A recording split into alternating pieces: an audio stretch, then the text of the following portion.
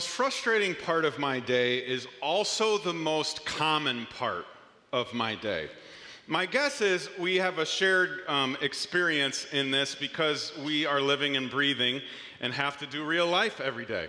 The most frustrating and most common part of my day is the point in which things don't go according to plan. Right? Like that's just normal. This is kind of how life goes, not how you thought it would. And what happens for me when things don't go according to plan, and I have been living with this all week long, it's been in my face all week long. I get very frustrated, I get very annoyed, and if you ask my family, I get very hard to live with. Because I want to believe that if I set out with a plan for things to go a certain way in the day, or a project to go a certain way, it should go that way. And I'm kind of like a petulant child when it doesn't. And because this is so common, instead of it being a moment in a day, that frustration starts to feel like it is just a way of life. It's just what it means to be awake. Have you ever been there where you just are like, man, I'm frustrated all the time because nothing is going the way that I thought it would. And then what happens as a result of just being frustrated about what didn't happen the way I wanted to, or what isn't going to go the way I want it to, I miss out on some very amazing and important things that are right in front of me. I kind of miss out on today. You could think of it like this. When things don't go according to plan, it causes regret about yesterday, worry about tomorrow, and forget about today. Regret about yesterday, because here's how my brain works. If I'd only known that this was going to happen in the day, I would have planned for it. Isn't it crazy? This is how crazy my head is. My plan falls apart, and I'm mad that I didn't plan better. And so I look back at yesterday and go, how did I not see that coming? How did I not think through that? Why wasn't I smarter? Why wasn't I more attentive? Why didn't I think more broadly? And I'm fixated on a miss in the past. Or I get worried about tomorrow because what if tomorrow has 2 misses or 3? What if there's a whole day of things that I didn't see coming? Today was just one thing, but tomorrow could be a whole bunch of things. And I'm overwhelmed at the prospect of even entering in to tomorrow. And because I spend so much time thinking about yesterday and so much time thinking about tomorrow and pulling them into now and trying to control it, I forget all about today. I can forget all about that today was my kid's first day of school. I can forget all about that my wife had a hard day and I should be listening to her instead of trying to figure out how I'm going to manipulate my day tomorrow. I can forget about the fact that it was 73 degrees and perfection yesterday because I'm so worried about how today will go. The problem is I have a hard time accepting that I'm not in control. Because each of us, whether we want to admit it or not, has a little bit of control freak in us. And we want to just be able to get things how we like things. And if I were more humble, I'd have the ability perhaps to go, God, you're in control. God, you know the way through my week, and so I'm just going to trust you to take me through it. It's not unlike wading into a river with a current. If you've ever done that, you know you have 2 options. The first option is you can wade into it and decide you're going to go where you want to go, which often means that you're going to have to walk against the current, fighting your way to the destination that you've determined you should go. And quickly but surely, you will become exhausted and frustrated. And sometimes feel like for every step you take forward, the current makes you take 2 steps back. Your other option is to get in, lean back, and let the current take you where it wants to go. And here's what's amazing about that current. It knows the way down the river. It gets there all day, every day. And every obstacle that comes in the way of it, it gets around. That's the nature of the current. So why do we spend so much time frustrated because things aren't going the way we want them to instead of just leaning in and going with the flow? James would make the argument That's actually arrogant of us. To think that we can determine where we're going to go and that we can make the day or the next day whatever we want it to be. James says that's not only silly, but it's arrogant of you to think that you're that in control, that you're that powerful, and that you're that sovereign. Here's how he puts it. Look here. I love that because that's like, hey, look here. Pay attention to what I'm about to tell you because you all are dealing with what I'm about to share with you. Look here, you who say, today or tomorrow we're going to go to a certain town and we'll stay there a year, we'll do business there and make a profit. Understand, he's talking to merchants at a time where Palestine is experiencing a commercial boom, and so everybody's about making money. Their bottom line all those centuries ago is a lot like our bottom line today. So don't be tempted to think, well, this doesn't apply to me. It totally applies to us because we're all making plans for what we're going to do, right? And he says, listen, for those of you that think that way, let's talk. Listen to me. He goes on to say it. How do you know what your life will be like tomorrow? Your life is like a morning fog. It's here a little while, then it's gone. And depending on how you're wired, you can think of that sentence as the most depressing sentence in the Bible or the most encouraging. And I know not all of us get up early, but there really is such a thing as a morning fog. I mean, you got to get up super early to get there. But James starts to make the point, fog is temporary, and it's kind of difficult. And depending on what translation of the Bible you're reading, it might not read fog, it might read mist. It might even read vapor, or it could read smoke. And I just want to give you a visual of what he's talking about. And you got to pay really close attention because this is going to go fast. Here's your life.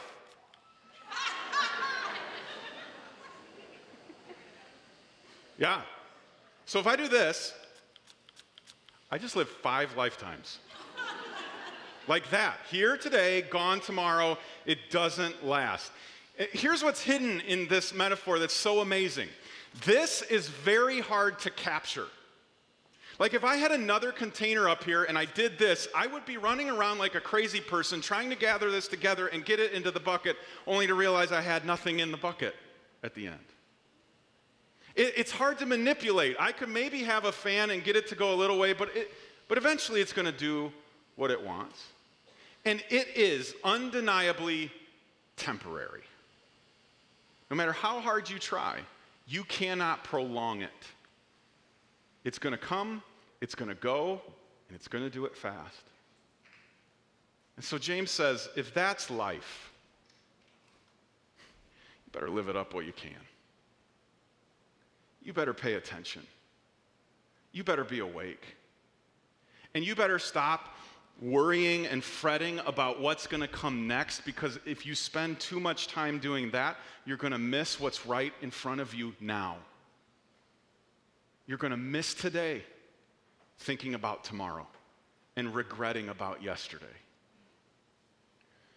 And James must have, like any intelligent person would have done in his day and age, been reading the Psalms, because he would have come across something that David had written that spoke to this very idea. And I love the way David puts it. He says, "You have made my life no longer than the width of my hand.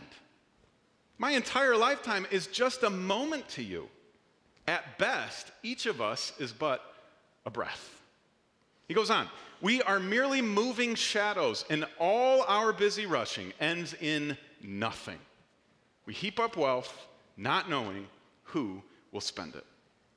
By the way, this verse is the life verse for those of us who spend all of our money going on vacation to Disney World.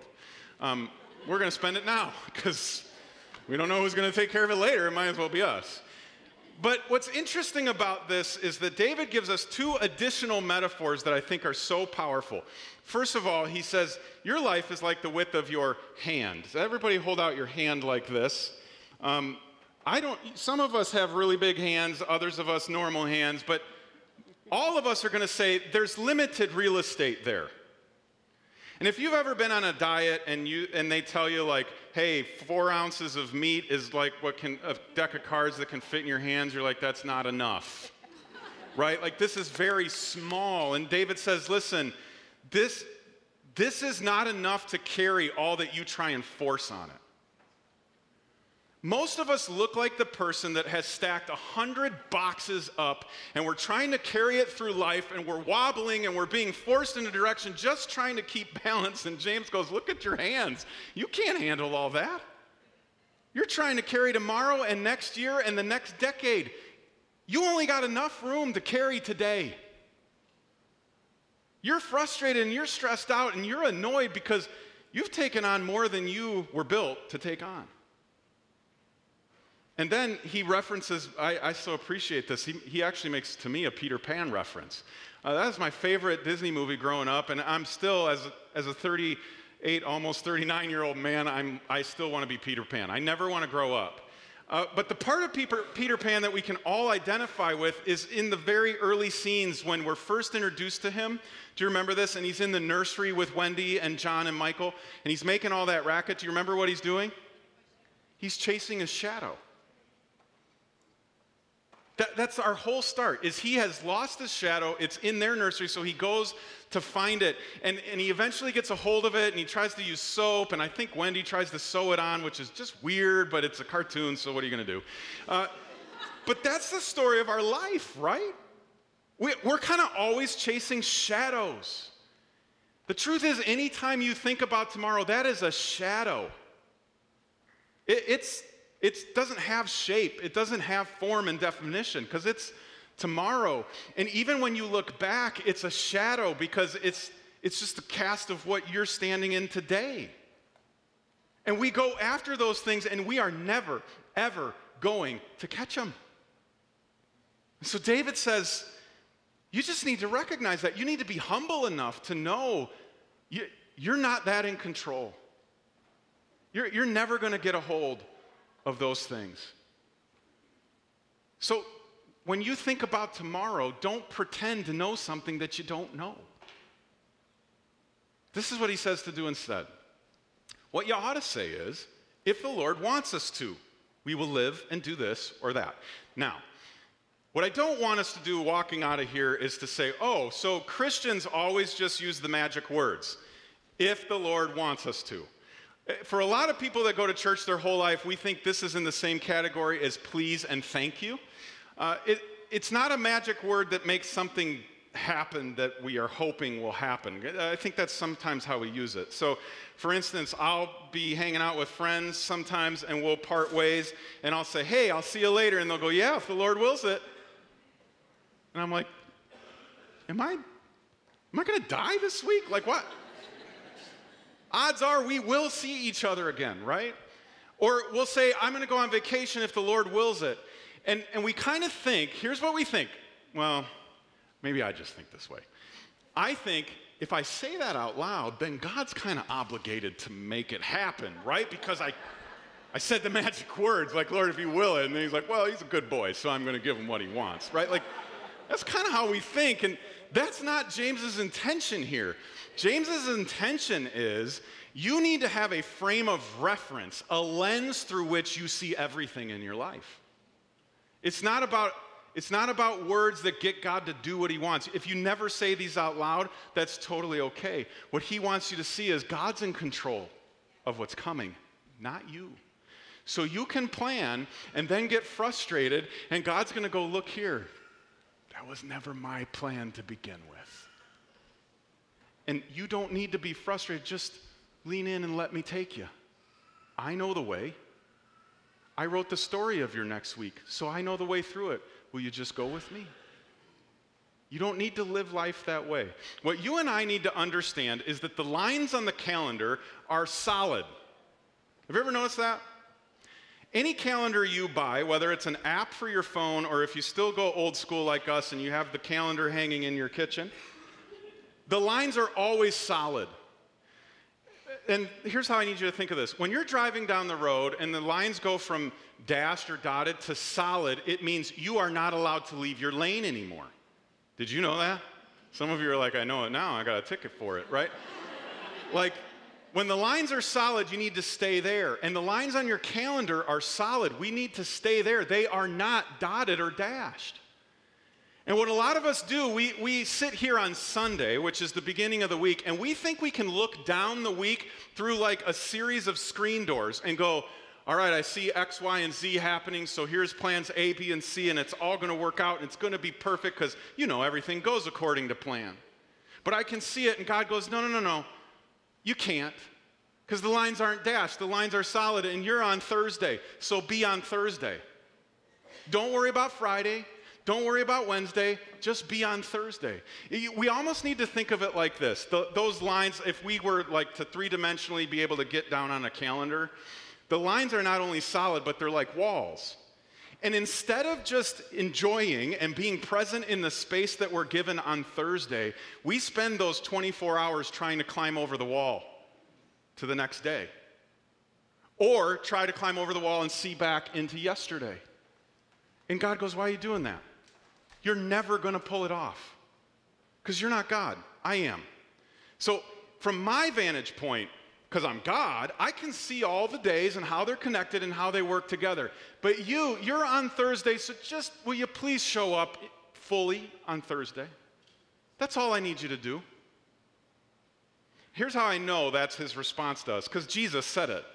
Jesus put it that way.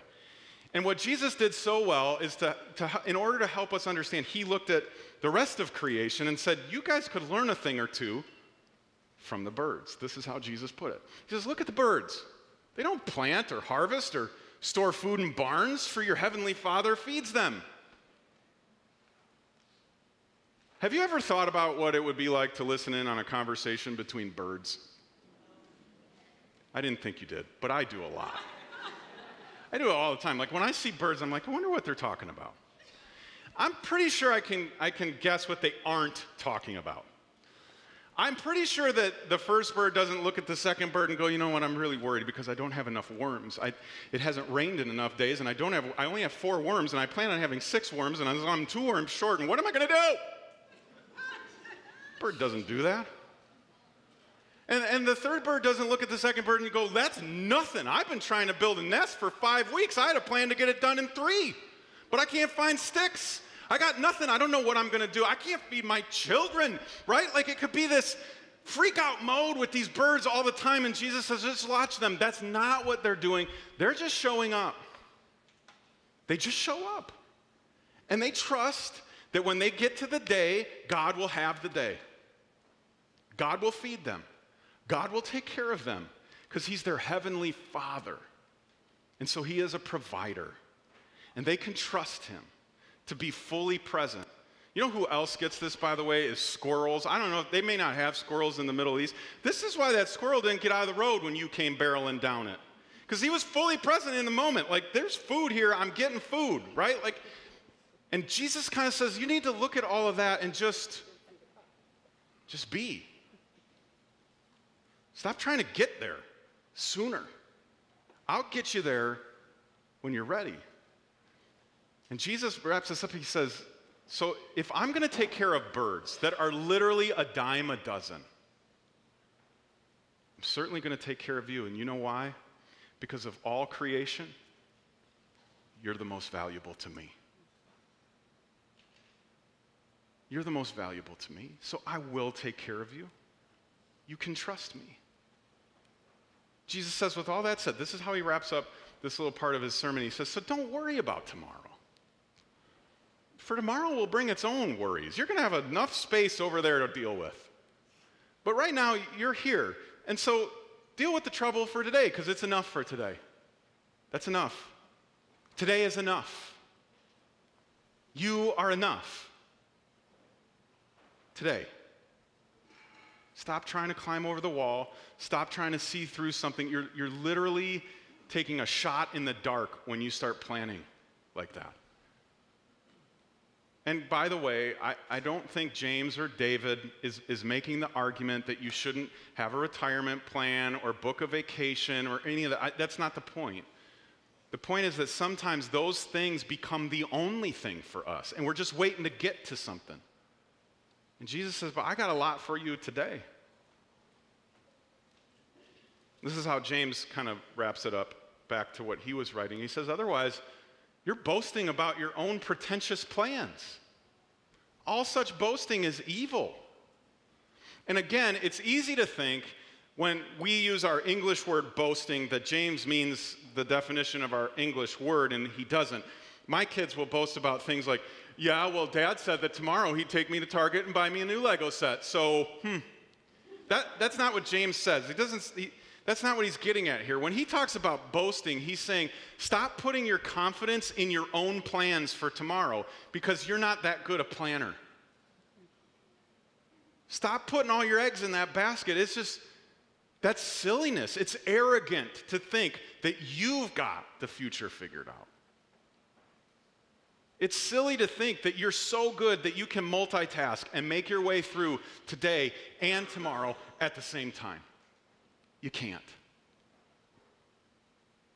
And James would probably go, if we were sitting over coffee with him, he'd probably go, fine, if you don't believe me, will you listen to the wisest person to ever live? Because this is how he put it in Proverbs 27. Don't brag about tomorrow, since you don't know what the day will bring. You don't know. And here's how I think of this. The most annoying people in the world are the people who talk about something as if they know something about that something, but they don't know anything about that something. It's okay for you to say amen at that point. Because you know those people, right? You've sat with them, and they are just going on and on and on about this subject, and you're like, you've probably watched like one 90-second video on YouTube, and you think you're an expert, but I can see through it. Like, that's just so frustrating. And yet, we live all day, every day doing that. We think we know something about tomorrow, but we don't know anything about tomorrow. So why are we talking about it as if we do? I think if you were to take James and Jesus and David and Solomon and you were to boil it down to one really simple idea, it would be this. Now is all you know. Now is all you know.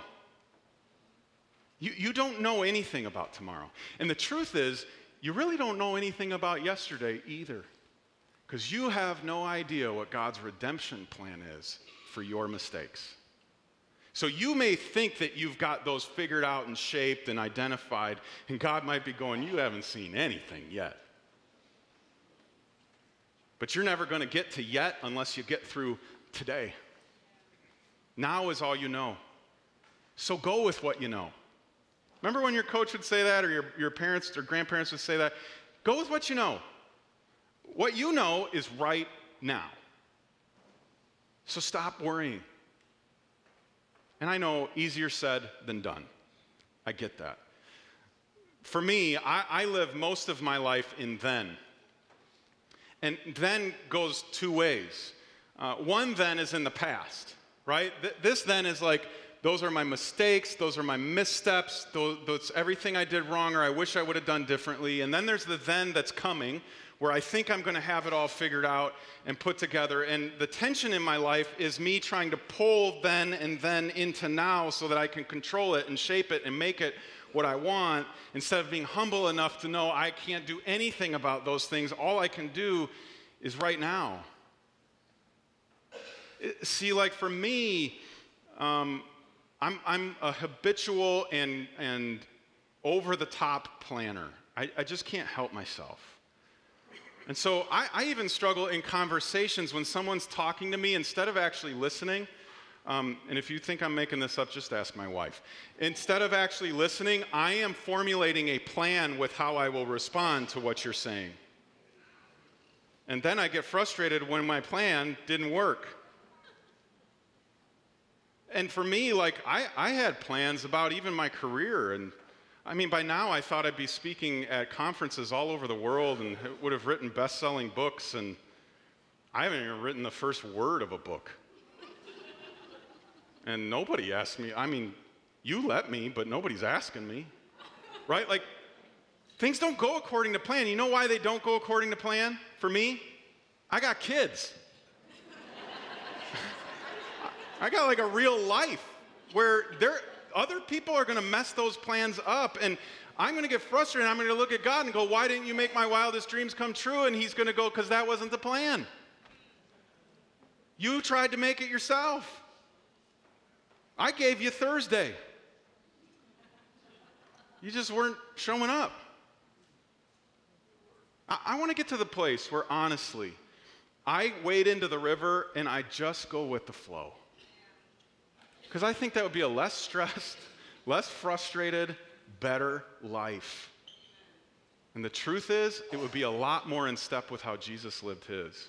One of my favorite moments in the Bible is when Jesus has been asked to go heal someone at a person's house.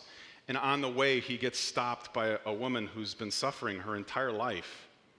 And instead of saying, sorry, I'm really busy, I got to get to this person at this house because they're dying, he stops, he ministers to her, that person dies, and then he goes and everybody's like, hey, you didn't show up on time. And he goes, don't worry, I got you. And he brings that person back to life. So if he'd shown up and he pushed his way there, we wouldn't have that great story. We would have just had, like, they were sick and they were healed, which would have been amazing, but going from death to life, that's pretty incredible. But it was because Jesus was really present in every moment. He was just going with the flow, that the Father was, it was the Father giving the current to his life.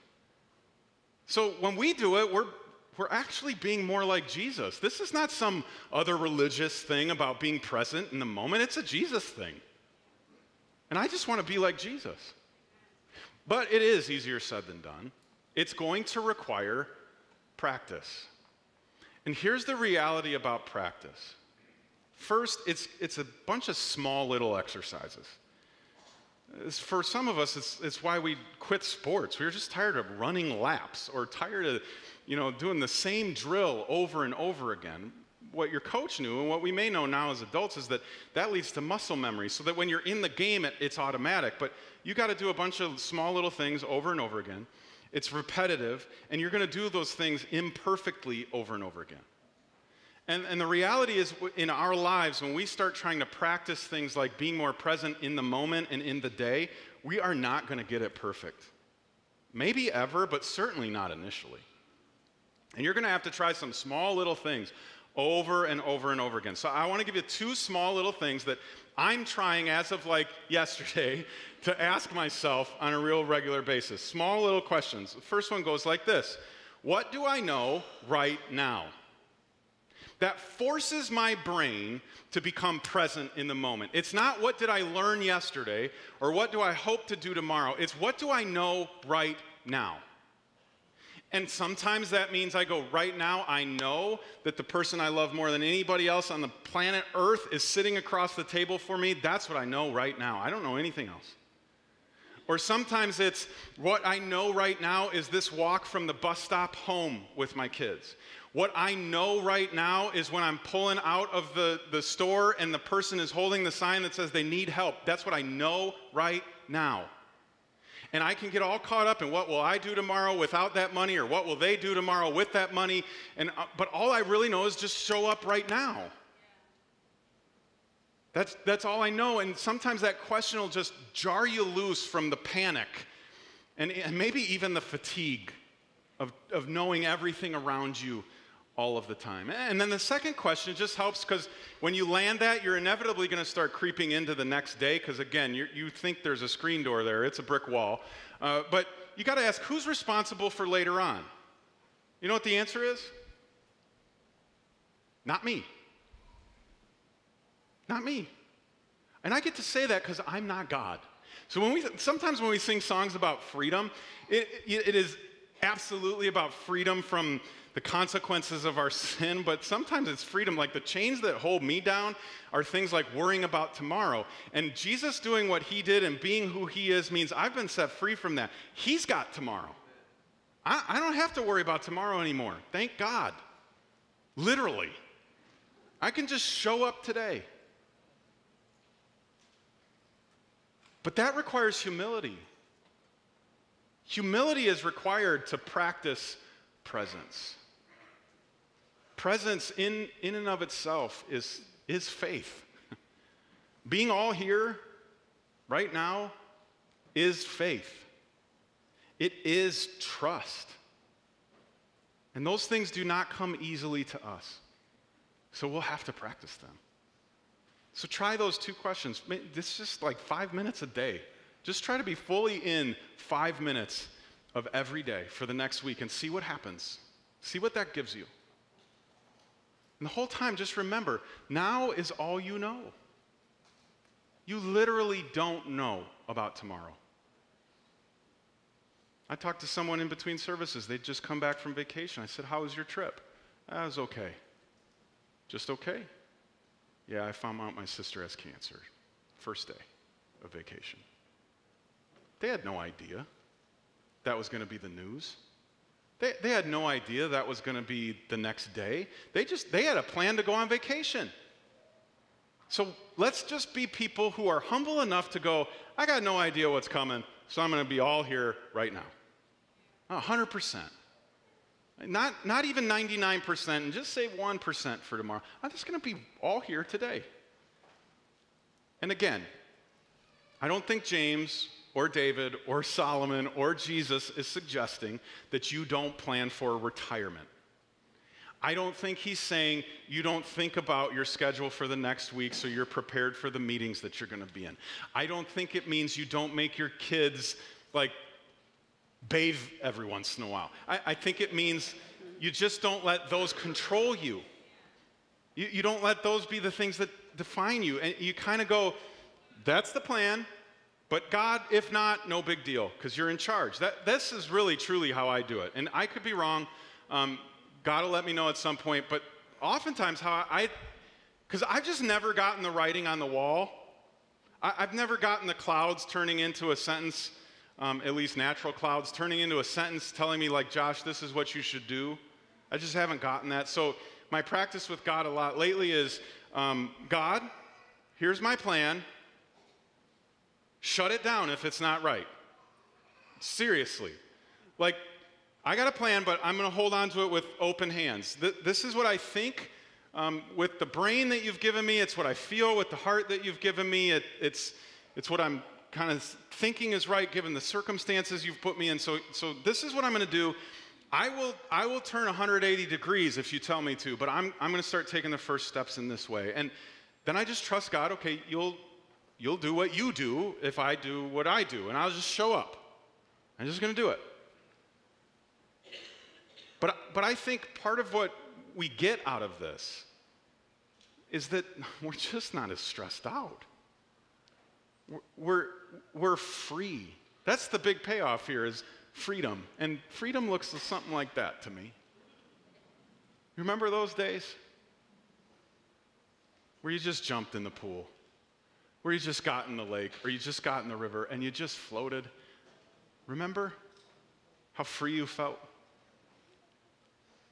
I think this is the life that Jesus offers us. Freedom from that kind of arrogance where we think we can force our way. Freedom from the anticipation fatigue and worry.